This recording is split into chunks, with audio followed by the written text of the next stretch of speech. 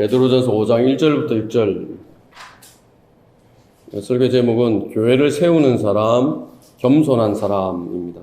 5장 1절입니다. 내가 너희 가운데 있는 장로들에게 권하노니 나도 장로된 자요 그리스도의 고난의 증인이며 또한 장차 나타나게 될 영광에 동참하게 될 자라. 너희 가운데 있는 하나님의 양무리를 치고 돌보되 마지못하여 하지 말고 자원함으로 하며 더러운 이익을 위하여 하지 말고 준비된 마음으로 하며 하나님께서 맡겨주신 자들을 지배하려 하지 말고 오직 양무리의 본이 되라. 그리하면 목자장이 나타나실 때 너희가 시들지 않는 영광의 멸류관을 받으리라.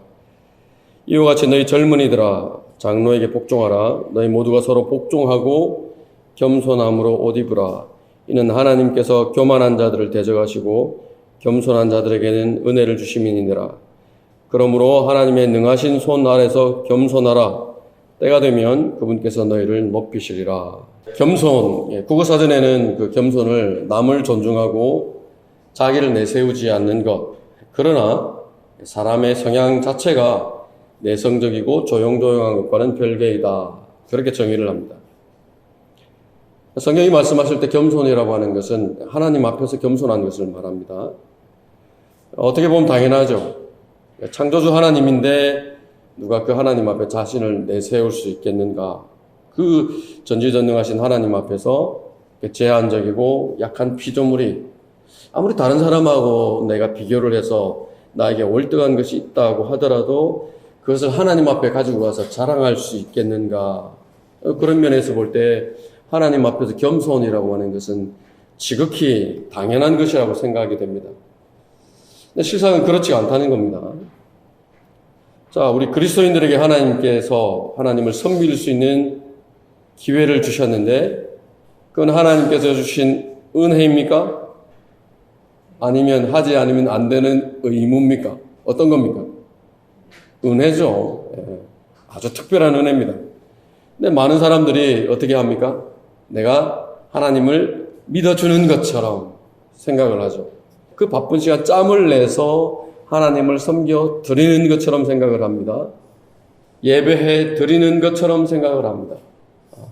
자신들이 하나님 앞에 뭔가 대단한 일을 해 드리는 것처럼 이렇게 여기는 것이죠. 착각입니다. 자, 이 겸손이라고 하는 말의 반대말 뭡니까? 교만이죠. 국어사전에서는 잘난 체 하는 것, 자신들 내세우고 아주 건방진 것이다 그렇게 정의합니다. 교만은 하나님께서 미워하시는 것이라고 성경은 말씀합니다. 하나님께서 은혜를 베풀어 주시는데 그 베풀어 주신 은혜를 은혜로 여기지 않게 만드는 것이 교만이고 자신을 세워둔 자리가 있죠. 뭔가를 하라고 그 자리에 마땅히 세워놓았는데 해야 할 그 마땅한 본분을 망각하게 만드는 것이 교만이다 그렇게 말씀을 합니다. 대표적인 사람이 사울입니다.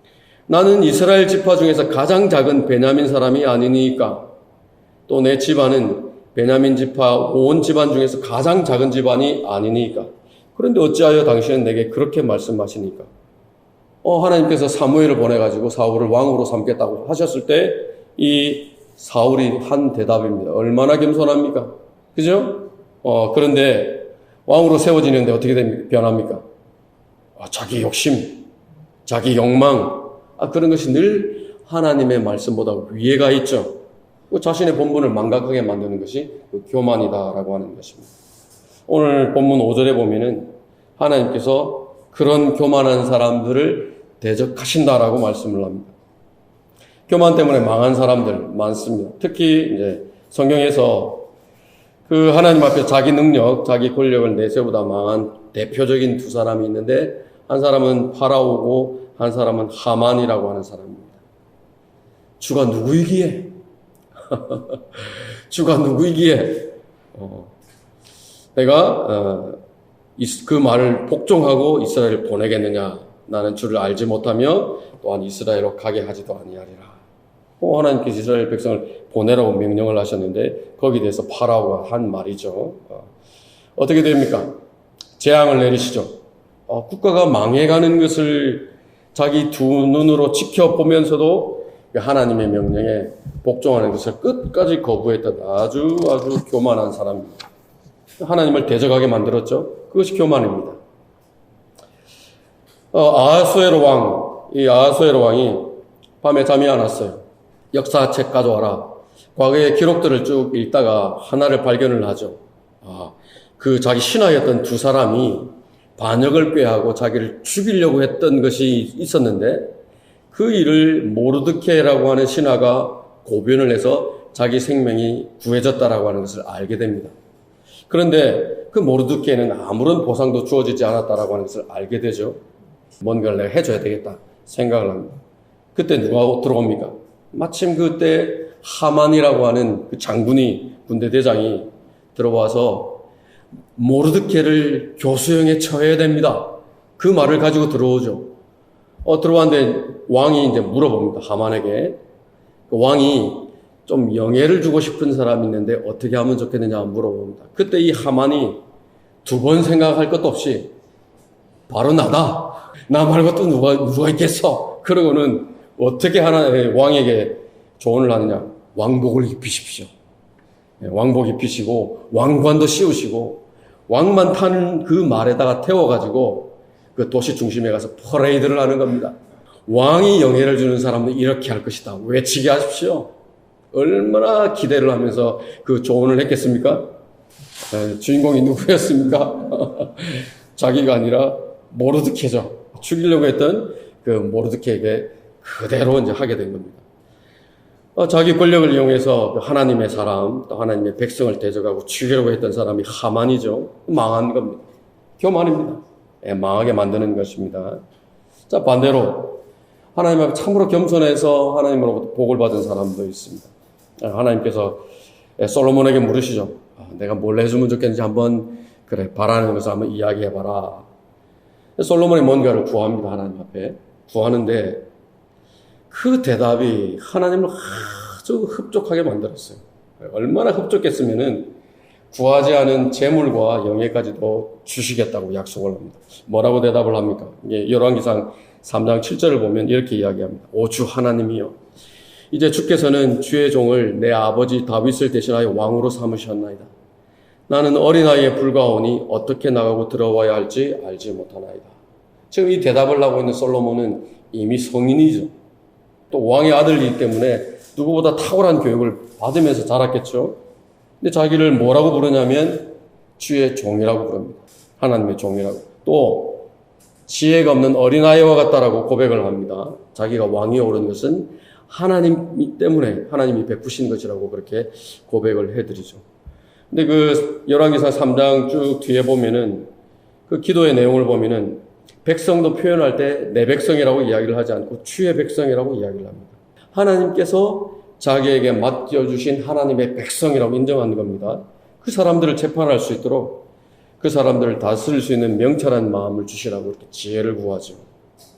자기 유익을 구한 것이 아닙니다. 오직 하나님의 백성들, 그 사람들을 위해서 간구를 한 것입니다. 아버지 다윗처럼 하나님의 백성들을 잘 인도하고 잘 다스려서 그 자신을 왕으로 삼으신 그 하나님의 기대, 하나님의 뜻을 이루어서 하나님을 기쁘시게 해드리고자 하는 그런 지혜를 주십시오. 마음의 소원을 아뢰는 것이죠. 겸손하죠.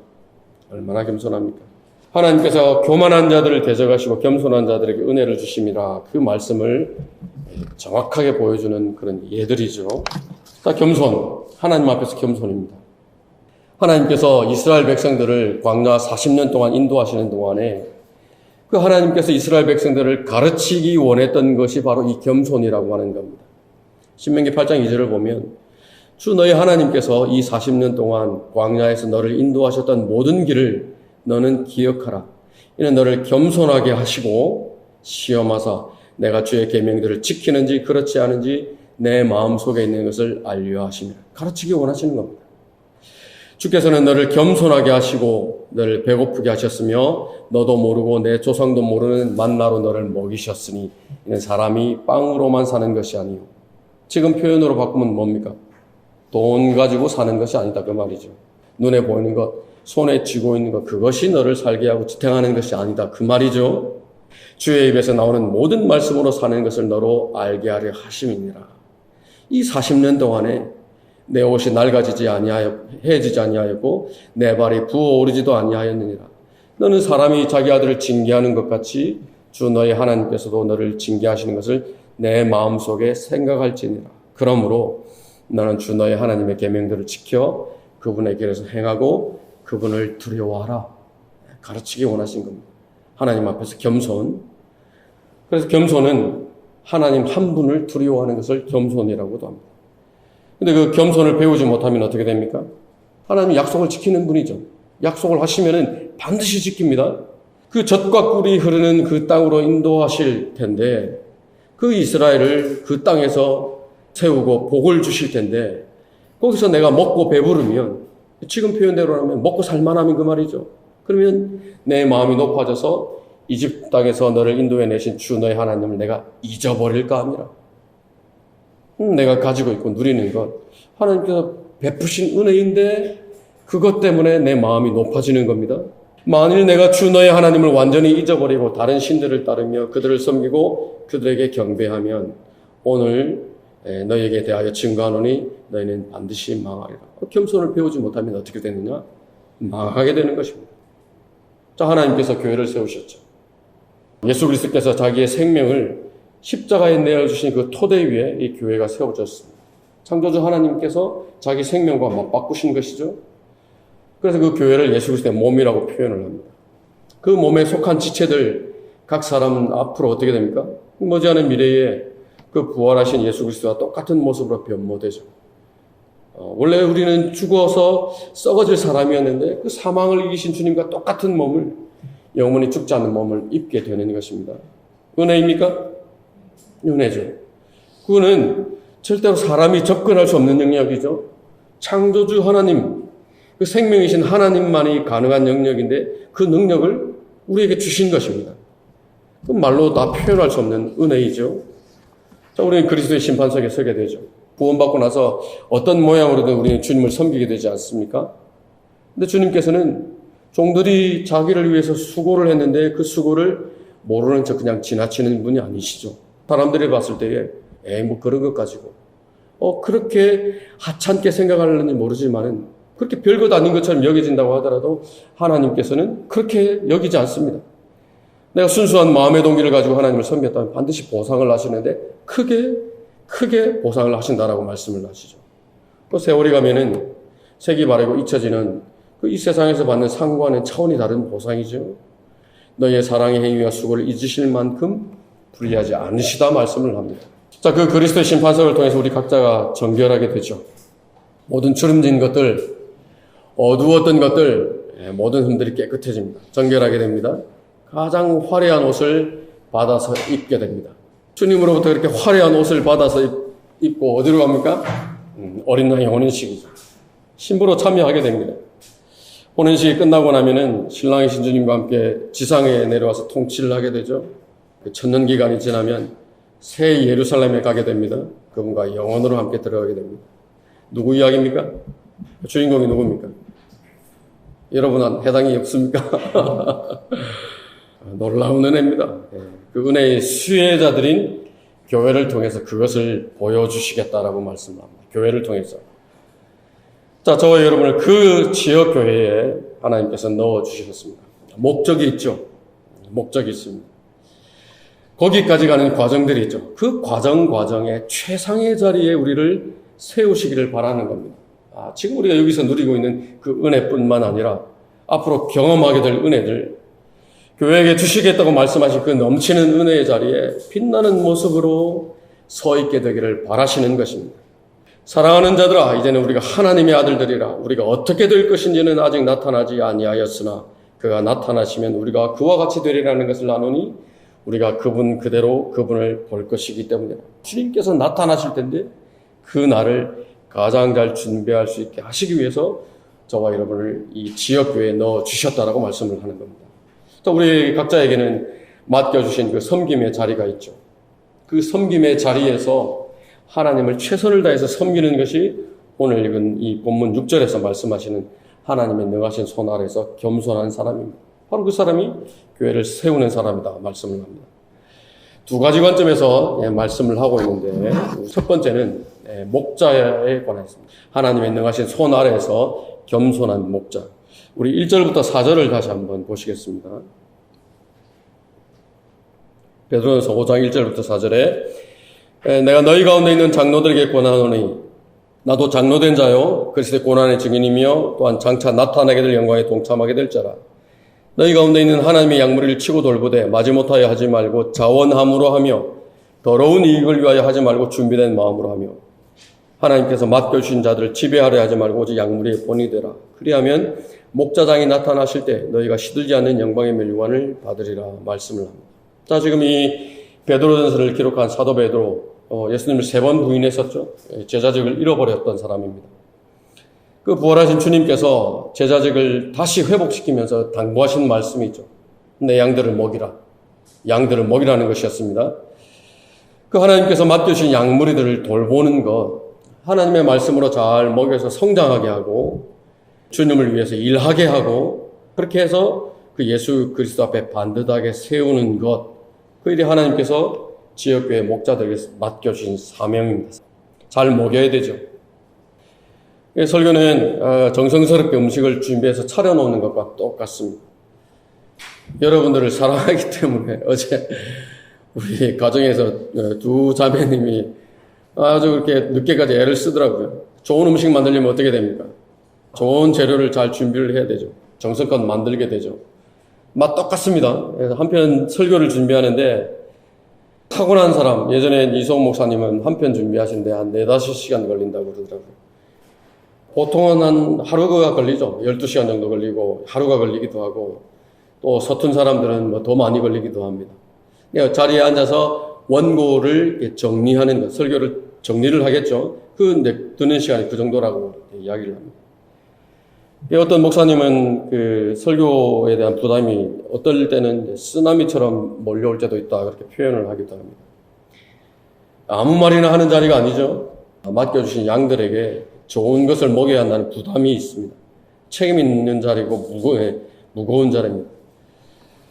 자, 하루 중에 누구나 그렇겠지만은 가장 좋은 시간이 어떤 시간입니까? 이른 아침이죠. 식구들 일어나기 전에 깨워서 아무에게도 방해받지 않고 성경을 깊이 있게 묵상을 하고 주님과 그렇게 교제하는 시간입니다.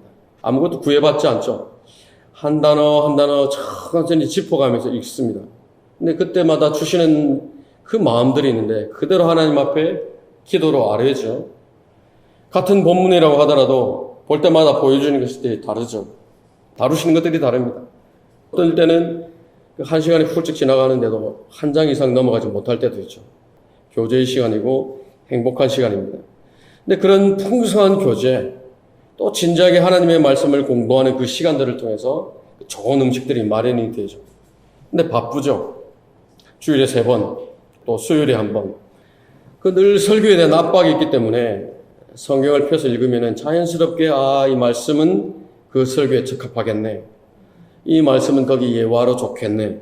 의도하지 않아도 마치 시스템이 돌아가는 것처럼 자동적으로 연결이 되기도 합니다. 누구나 다 설교자라면 경험을 하는 것들입니다. 근데 어쨌든 목자라면은 절대로 다른 일에 신경이 팔려가지고 양들을 굶주리게 해서는 안 됩니다. 그래서 말씀을 듣는 회중들의 기도가 절대적으로 필요합니다. 좋은 말씀의 꼴을 먹기 원하면은 매일 여러분들 기도하시죠? 이 모임을 해서 기도하고 특히나 설교하는 분들 위해서 그렇게 기도를 하시는 겁니다. 하나님의 말씀은 순수한 말씀이죠. 힘이 있는 말씀입니다. 듣는 사람을 세우죠. 힘을 내게 하죠. 의욕을 갖게 하죠. 그런데 아무리 그 진리를 강론을 하고 유창하고 좋은 설교를 한다고 하더라도 그 설교가 듣는 회중들에게 별 영향을 주지 못하는 경우도 있습니다. 설교자가 하는 설교와 그 사람이 하는 행동이 다르면 강단에서는 분명히 정직해야 한다고 설교를 하는데 하나님의 의를 따라서 행해야 한다고 설교를 하는데 강단에서 내려와서는 정직하지 않은 일들을 하고 불의를 행하면 어떻게 됩니까? 앉아서 듣는 사람들은 바보가 아니죠. 강단에서 예의를 지켜야 된다고 성도들을 사랑해야 한다고 설교를 하는데 그 성도들을 함부로 대한다든지 나이가 어리다고 말을 함부로 한다든지 아예 관심조차 없으면 어떻게 됩니까? 성도들이 알죠. 저 목사가 양들에게 관심이 있는지 그냥 주어진 자기 일이니까 하는지 아는 겁니다. 자, 누굽니까? 가르치고 설교하도록 세우신 능력을 주시는 분은 하나님이시죠. 근데 그렇게 세워졌다라고 하는 것이 다른 성도들보다 우월하다거나 특별한 그룹에 속하게 되었다거나 고상하다거나 그런 것이 아닙니다.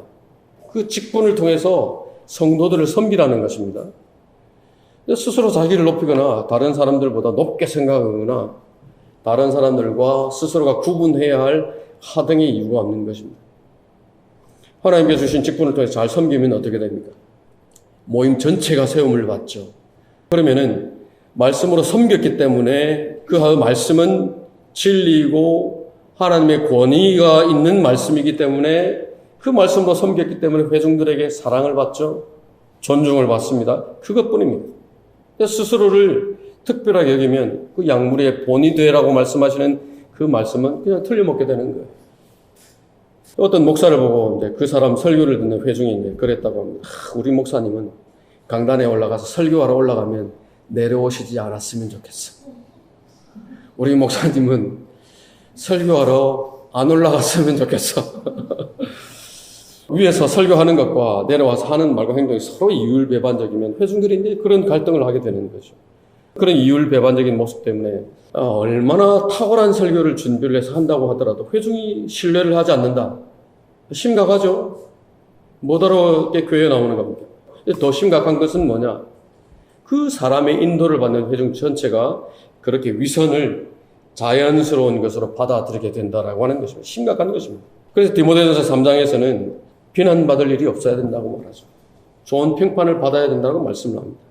설교한 사람은 자기의 설교대로 살려고 노력을 해야 된다라고 권면을 하는 것입니다. 주님께서는 자기 자신을 가리켜서 나는 선한 목자라고 말씀을 하시죠. 어떤 사람이 선한 목자입니까? 설명을 해 주십니다. 들어보십시오. 나는 선한 목자라. 선한 목자는 양들을 위하여 자기 생명을 내어놓으나 삭구는 목자가 아니요 양들도 자기 양들이 아니므로 이리가 오는 것을 보면 양들을 버려두고 도망치느니라. 삭군이 도망치는 것은 그가 삭군이기 때문이며 따라서 양에 대해서는 관심이 없느니라. 또 인자도 섬김을 받으려고 온 것이 아니라 섬기려고 왔고 또 많은 사람을 위하여 자기 생명을 몸값으로 주려고 온 것이라. 그렇게 자기 자신의 선한 목자이신 자신에 대해서 말씀을 합니다. 관심은 하나예요. 하나님의 관심, 선한 목자의 관심, 양들의 양. 왜 그렇습니까? 자기 생명을 대가로 지불하고 산 사람들이기 때문에 그렇습니다. 세상에 어떤 것보다 관심 있는 것이 양들입니다. 그 하나님의 양들에 대해서 똑같은 관심을 가지고 그들을 위해서 수고를 하는 사람, 그 사람을 하나님께서 목자라고 인정을 하는 겁니다. 회중이 알아주느냐 알아주지 않느냐 문제가 되지 않습니다. 알아주면 좋죠. 그럼 알아주지 않는다고 하더라도 그런 마음을 늘 하나님 앞에서 가지고 있는 사람, 그런 목자를 선한 목자라고 동일하게 평가를 하시는 겁니다. 훌륭한 변호사, 자기에게 사건을 의뢰한 의뢰인을 대표할 수 있어야 된다고 이야기를 하죠. 훌륭한 변호사는 자기에게 변호를 맡긴 그 사람과 자신을 특별히 구분짓지 않는다라고 그래요. 의뢰인도 마찬가지입니다. 저 변호사는 내가 무죄하다는 것을 안다. 알기만 하는 것이 아니라 그 사실을 분명히 입증해낼 수 있다. 그런 신뢰가 있는 것이죠. 그런 면에서 목자도 마찬가지입니다. 양무리를 대표하는 사람이죠. 본문 3절에서는 양무리의 본이 되라 그렇게 말씀을 합니다. 하나님을 섬기는 일에 있어서나 하나님의 말씀을 읽고 공부하고 그 말씀에 순종하는 일에 있어서나 복음을 전파하고 불행하는 일에 있어서나 가정생활과 사회생활에 있어서도 양무리의 본이 되라고 말씀을 합니다. 목자와 양 분리할 수 없습니다. 그 양무리의 수준, 그 목자에 의해서 결정이 됩니다. 근데 나는 저들과 영적인 수준이 달라. 나는 차원이 달라. 근본적으로 하나님을 향한 경향성이 달라. 그런 우월한 마음을 가지고 있고 그런 마음을 숨겨놓고 있으면 어떻게 됩니까? 그 양들을 먹이는 일이 희생처럼 여겨지게 됩니다. 대단한 희생을 하는 것처럼 생각을 하는 거예요. 그런데 성도들에게 대접을 받지 못한다. 자기가 섬김을 받지 못한다고 여겨지면 견디지 못하죠. 그것이 말로 드러나죠. 행동으로 드러나죠. 양들이 어렵게 되는 것입니다. 본이 되기 위해서 노력하죠. 그것을 위해서 기도하는 목자는 절대로 지배자로 군림할 수 없습니다. 섬기고 보살피고자 하는 그 마음, 지배하려고 하는 마음은 출발도 다르고 드러나는 과정도 다르고 결과도 다를 수밖에 없는 것입니다. 섬김의 자리에 있는 목자는 대개 자기가 염려하는 것, 걱정하는 것, 자신의 입지를 위해서 과중한 염려들을 회중들에게 지우지 않는 것입니다. 그런 면에서 목자가 없는 약물이 정확하게 말해서 지역교회라고 부를 수 없습니다. 주일에 한 번씩 와서 설교만 하고 가는 사람, 목자가 아니죠. 양들도 자기 양들이 아니에요. 제가 오래전에 철원성경침례에 가서 목회를 하라고 하는데 부름을 받고 갔는데 그전에도 분명히 2번, 3번 다른 설교자들하고 순번이 되면은 돌아가면서 가서 설교를 했어요. 근데 보이지 않아요. 천장에 빠져있는 텍스 판넬들 보이지 않아요. 여기저기 쳐져있는 거미줄들, 먼지들, 정리되어 있지 않은 물품들 눈에 보이지 않았어요. 근데 그것은 성도들의 그 영적인 상태도 마찬가지였습니다. 책임지고 돌보는 사람이 없으면, 목자가 없으면 이리가 와서 언제든지 물고 가도 이상할 것이 없는 것입니다. 아무리 개인적으로 잘 훈련이 되어 있다고 하더라도, 아무리 자기관리가 철저하다고 하더라도 양은 양이에요. 목자가 필요한 것입니다. 자, 누군가 하나님으로부터 부르심을 받았습니다. 전담 사역을 시작을 해서 목자로 세워졌습니다. 간과할 수 없는 것이 어떤 것이냐면 경제적인 것입니다. 지금 우리나라에서 4, 5살 된 어린아이 하나 두고 있는 젊은 부부가 한 달 생활비가 160만 원 든다고 합니다. 밥만 먹고 살면 그렇답니다. 나에게 학습지라도 하나 시켜야 되죠. 조그마한 차라도 하나 걸리고 부모님 한 번씩 챙기고 그러면 한 달에 얼마가 드느냐? 340에서 50은 든답니다. 현실이죠. 많은 경우에 사이즈가 작은 경우에는 목회자가 아르바이트를 하지 않으면 안 되는 경우들이 많죠. 또 곁에서 부모님이라든지 누가 돕는 경우는 좀 어떨런지 모르지만은 그렇지 않은 경우에는 대부분 그 아내들이 이제 수고를 하죠. 굉장히 수고를 합니다. 많이 봐왔습니다. 식탁에 빵을 가져오는 것은 남편의 일이지 않습니까? 근데 돕기 위해서 아내들이 같이 섬기게 되는 것이죠. 하나님께서 쓰시는 일꾼은 반드시 하나님께서 먹여주십니다. 분명합니다. 그러면은 입장을 바꿔놓고 한번 생각해 보는 거예요. 양들을 하나님께서 맡기셨는데 그 하나님의 입장에서 한번 생각을 해보는 겁니다. 내 양들을 치라고 지금 맡겼는데 당연히 먹여야 되는데 누구를 통해서 그 종을 먹일 것인가? 그 말씀을 먹이는 그 양들을 통해서 그 필요들을 채우기를 원하신다는 것입니다. 그래서 갈라디아서 6장 6절을 보면은 말씀을 배우는 사람은 가르치는 사람과 더불어서 모든 좋은 것들을 나누어 가지라고까지 말씀을 합니다. 지역교회 규모에 따라서 다르죠. 교회에 영향이 되어서 필요한 물질들을 충분히 채울 수 있으면 그것이 가장 좋습니다. 그래서 영적인 것들을 공급받는 양들의 편에서는 나를 통해서 교회의 필요들이 넘치도록 공급해 주시라고 부지런히 기도하시는 겁니다. 좋은 설교는 그냥 생겨나는 것이 아니죠. 성경이면 성경, 책이면 책, 기도면 기도, 충분히 묵상하고 충분히 읽고 설교를 준비하는 시간이 많을 만큼 충분히 기도할 만큼 좋은 설교를 얻게 됩니다. 근데 그 일만 하기에도 모자란 시간인데 먹고 사는 일에 떼어서 쓸 수밖에 없다. 매번 좋은 설교를 기대할 수는 없는 것이죠. 이것이 성경이 말씀하시는 기본입니다. 잘 우리는 유념을 하는 것입니다. 섬김의 자리에는 목자, 성도들의 영적인 수준을 잘 인지를 하고 있어야 됩니다. 지금 저 성도들이 젖을 먹어야 하는 정도인지 단단한 음식을 줘도 얼마든지 씹어서 소화를 할 수 있는 상태인지 잘 파악해야 됩니다. 어떤 부분이 연약하고 어떤 어려움을 만나고 있는지도 알아야 됩니다. 자주 확인할 수 있어야 돼요. 자주 물을 수 있어야 돼요. 성도들의 편에서도 얼마든지 어떤 문제든지 가지고 와서 기도해 달라고 요청할 수 있어야 됩니다. 그 양들의 상태에 대해서 관심은 없고 일만 하는 사람, 양을 돌보는 목자라고 할 수 있나? 그렇지 않습니다. 사람이 많은 경우에는 그래서 집사들을 세웁니다. 목사가 일일이 다 살필 수 없으니까 도우라고, 돌보라고. 그러면 듣고 목사에 가서 알리죠. 그 형제가, 그 자매가 그런 어려움이 있다고. 알려야 됩니다. 가슴 아픈 일은 어떤 것이냐? 어떤 이유로든지 그게 개인적인 일이었든 관계 때문에 생긴 일이었든 영적인 문제이든 그 어떤 일들이 원인이 되어서 실족해서 떨어져 나가게 되는 것, 가슴 아픈 일입니다. 눈을 반짝반짝거리면서 그렇게 배우려고 따라오던 형제가 있었는데 곁에 있는 사람이 무심코 한 말 때문에 그냥 실족해버렸다. 2년 3년 걸려서 겨우겨우 사람들의 마음이 변화되기 시작했는데 그래서 하나님의 말씀이 생활의 기준으로 세워지기 시작했는데 그것이 눈에 확인이 되고 있는데 목회자를 파송했던 사람이 자기 생각과 맞지 않는다고 그냥 그만두라고 교회의 구심점이 되는 사람들이 거기에 동조를 하고 그것이 그것처럼 마음 가슴 아픈 일은 없는 것입니다. 다른 사람들이 잘 알지도 못하면서 그냥 말만 듣고 내놓는 비난들, 그런 것들은 아무것도 아니에요. 자신과 함께 교회를 섬겨왔던 형제 자매가 있는데 그 사람들이 그리스도의 심판석에 섰어요. 근데 그 사람들이 했던 그 수고들이 다 불에 타버리고 슬퍼하는 모습을 보게 된다. 그 상상하기조차 싫은 모습이죠. 근데 반대로 그 자신의 성도들이 이런저런 상대를 받고 멸류관을 받아 쓰고 그렇게 기뻐서 어쩔 줄 몰라 한다. 그것처럼 가슴 벅차고 흐뭇한 일이 또 어디 있겠습니까? 부모가 원하는 건 뭐예요? 자녀들이 성공하는 거예요. 그것보다 그 아버지를 기쁘게 더 기쁘게 하는 것은 없는 겁니다. 그래서 목자는 양들을 위해서 기도해야 되는 겁니다. 그 형제는 그 이런 부분들이 해결이 돼서 성장하게 해주십시오. 그 자매님은 그 약한 부분들, 그 어려운 문제들 해결해 주셔서 믿음이 더 성장하게 해주십시오. 저 형제에게 용기를 주십시오. 한 사람 한 사람 기억하면서 눈물로 기도하라고 말씀을 하시는 겁니다. 교회 안에 크고 작은 문제들이 생기면은 항상 노리는 자가 있죠. 이리가 노립니다. 양들을 채가려고 노리는 거예요. 엿보고 있으니까 그런 일을 통해서 실족해 떨어져 나간 사람이 없도록 바짝 긴장하고 기도하라고 하는 것입니다.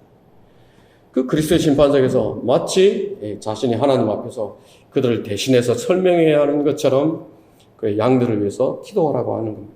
그것이 주님께서 본을 보이신 목자의 섬김이고 또 하나님의 능하신 손 아래서 겸손한 목자입니다. 인내가 필요하죠. 인내의 자리입니다. 사람들이 모였는데 불평하는 사람 없을 수 있나요? 투덜거리는 소리가 안 나올 수 있나요? 마치 우리 아이들이 청소년기 지나면서 사춘기를 겪죠. 마찬가지입니다. 신앙의 굴곡들을 만나게 되고 그것이 볼멘 소리가 돼서 개인을 향해서 또는 교회 전체를 향해서 나오기도 하는 것입니다. 때로는 어떤 사람은 100가지 조언이 다 무의미할 때도 있습니다. 그러나 연약한 것은 채근할 것이 아니에요. 책망할 것이 아닙니다. 말씀에 순종하고자 하는 의지가 있으면 늘 확인을 시켜주는 거예요. 성경의 권위를 인정하고 또 다른 의지가 있으면 거기에 데려다 놓는 거예요. 기다려줄 수 있어야 됩니다. 여전히 동전과 동일하게 그 사람들을 사랑할 수 있어야 됩니다. 제일 관계가 좋은 사람이 남편과 아내 아닙니까? 한 몸이라고까지 표현을 하죠. 맨날 좋나요? 제가 진리를 알고 나서 가장 어려웠던 부분 가운데 하나가 아내였어요. 이미 여러분들 다 아시는 내용이기 때문에 이야기를 하는 겁니다. 그 전에 그 하나님의 올바른 진리를 알기 전까지 제가 잘못된 모습, 대표적인 것이 은사주의 교회입니다. 거기를 데리고 다녔으니까 어떻게 보면 내 남편을 신뢰하지 못할 만도 하죠. 진리를 알고 나서 하나님이 기뻐하시는 것이 복음을 전하는 것이다. 알았어요. 직장 근처에 가서 거리에서 거리 설교를 하는데 한마디 하는 거예요. 왜 하필이면 거기냐. 점심시간에 전도지를 들고 나가죠. 뒤에서 또 한마디 합니다. 일은 안 해? 주말이면은 거리 설교 참석한다고 해운대 가죠. 일은 나만 하는 거야? 뭐 하나 순순히 이제 동의해 주는 것이 없어요. 어떻게 됩니까? 그게 적대시해야 됩니까? 무시해야 됩니까? 오래 기도했습니다. 저 아내를 사랑하게 해주십시오. 잘 성장해서 동력자가 되게 해주십시오. 기도 응답해 주셨죠. 목자도 마찬가지입니다. 잘 따라오지 않는다고 엇박자를 낸다고 그 성도들을 미워하고 다그칠 것이 아니라 그렇게 위해서 사랑하는 마음 주시라고 또 성장하게 해달라고 기도할 수 있어야 되는 것입니다. 주님께서 그렇게 본을 보여주셨죠. 주님 버리고 저 살자고 도망갔던 제자들 향해서 이 믿음 없는 형편없는 것들 그러지 않았어요. 비난하지 않았어요.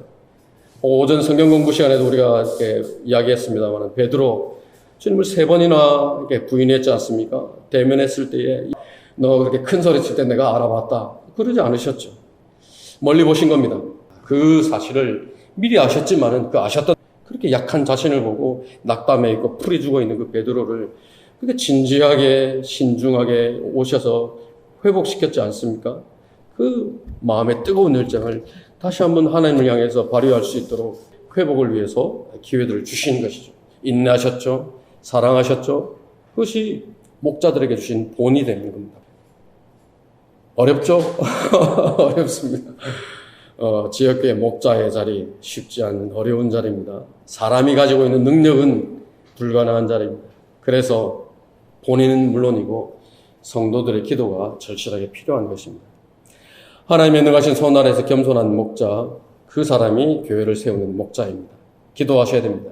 앞에 있는 저 사람을 그런 목자로 세워주시도록 나에게 필요한, 나의 중요한 어떤 일보다도 그렇게 우선순위에 두고 기도하시는 것입니다. 교회를 세우는 겸손한 사람, 두 번째는 하나님의 능하신 손 아래에서 겸손한 성도들입니다. 우리 5절과 6절을 다시 한번 같이 보시겠습니다.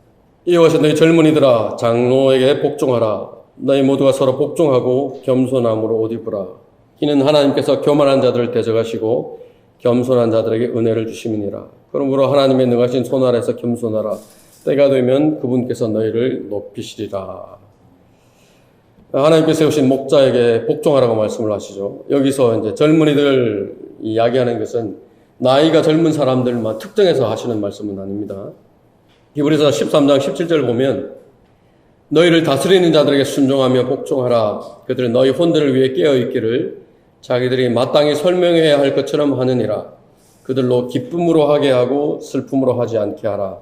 이는 그것이 너에게 유익이 없음이라. 그렇게 말씀을 합니다. 왜 목자를 세우십니까? 교회 안에? 교회를 세우기 위해서죠. 나를 세우기 위해서 목자를 세우신 겁니다. 양들을 맡기셨죠. 영적인 권위를 주셨습니다. 양들에게는 복종하라는 명령을 주셨습니다. 그것이 교회 안에 세우신 질서입니다. 생각이 다를 수 있죠. 특히 세워져 있는 목자가 젊은 사람이라면 더 그럴 수 있습니다. 인생의 경험도 부족하고 생각하고 결정하는 것들이 미숙할 수도 있고 공감대가 많이 다를 수도 있죠. 그러면 나이가 지긋한 성도들 입장에서 특히나 먼저 진리를 아는 사람들, 신앙의 연륜이 깊은 분들, 그런 입장에서 볼 때는 미숙해 보일 수 있겠죠. 사도 바울이 사도행전 14장에서 디모데를 처음 만나고 10년 가까이 가르치죠. 에베소 교회 목회자로 보냅니다. 그러면 디모데전서, 디모데후서를 써서 보내는데 얼마나 조목조목 구체적으로 이렇게 조언을 합니까? 그러니까 나이가 작다고 다른 사람들이 업신여기지 못하게 하라. 그러려면은 가서 말하는 것, 행동하는 것 함부로 말하지 말고 함부로 하지 말고 조심하라. 성도들을 사랑하는 것, 믿으면 믿음, 순결한 것, 어떤 것이든지 믿는 사람들의 본이 되려고 노력하라고 권면을 하죠. 주의하라. 구구절절 써놓았습니다. 그 앞에서 겸손한 목자에 대해서 이제 설명을 했는데 누구든지 그렇게 여유 있고 겸손한 마음을 처음부터 다 갖추고 사역에 임하는 사람이 몇이나 되겠습니까? 거의 없습니다. 사람 성향에 따라서 흔히 하는 말로 코드가 맞는 사람도 있을 수 있죠. 아니면 극과 극을 보일 수도 있습니다. 늘 우리가 벗어나지 말아야 하는 것은 어떤 것이냐. 저 사람이 하나님의 말씀을 전하는데 다른 불순한 동기를 가지고 하느냐라고 하는 것입니다. 조금 더 그런데 개인적으로 가지고 와서 내가 저 사람이 하는 설교를 들었더니 하나님의 이름이 높여지더냐 하는 것입니다. 예수 그리스도의 이름이 높여지더냐. 설교를 들으면 들을수록 그 예수 그리스도를 사랑하는 마음이 더 커지더냐 하는 것입니다. 설교를 들었더니 나도 주님을 위해서 살아야 되겠다라는 마음이 일어나더냐라고 하는 것입니다. 그러면 복종하는 것입니다. 그 사실이 변하지 않는 한 주님께서 또 다른 계획을 보여주시지 않는 한 복종하는 것입니다. 설교를 빛나게 하는 것이 뭐라고 그랬습니까? 설교자의 인격이고 평판이고 행실이라고 그랬죠. 그러나 그런 것들을 다 갖추고 시작하는 사람 역시 거의 없는 것입니다. 성장하는 겁니다. 양들도 성장해가지만 그 양들을 먹이는 과정을 통해서 목자도 연단이 되어지고 성숙하게 만드시는 것입니다. 그 양들의 편에서는 저 사람이 어떻게 하나 보자. 팔짱을 끼고 있는 것이 아니라 적극적으로 돕는 것입니다. 교회 안에 있는 일들, 결정은 목자가 하죠. 올바른 결정을 할 수 있도록, 쉽게 결정할 수 있도록 정보들을 제시를 하죠. 의견들을 적극적으로 개진을 하는 겁니다. 그렇게 해서 결정이 되었다 그러면은 그 결정이 내 생각과 다른 결정이라고 하더라도 적극적으로 그 결정을 따르는 것입니다. 성도들을 돌보는 것도 마찬가지입니다. 한 사람이 볼 수 있는 영역들 제한적이죠. 볼 수 없는 부분들이 반드시 있습니다. 또 나이에 따라서 공감할 수 없는 것들도 있겠죠. 그러면은 각자가 그런 부분들을 담당을 하는 거예요. 목자가 기도할 수 있도록 알리는 겁니다. 내일 따져서 구분하는 것이 아닌 것입니다. 본문에서는 성도들 간에도 서로 복종하라고 말씀을 하죠. 왜 그렇습니까? 우리가 계속 살펴보는 부분입니다만은 그 형제 안에, 그 자매 안에 예수 그리스도께서 계시기 때문에 그렇습니다. 저 형제, 저 자매는 나를 위해서 기도하는 사람들이기 때문에 그렇습니다. 다른 형제, 다른 자매와 교제하면서 세상 사람들처럼 이 말 저 말 아무 말이나 내뱉어 놓고 아니면 말고 무책임하죠. 우린 절대 그렇게 하지 않습니다.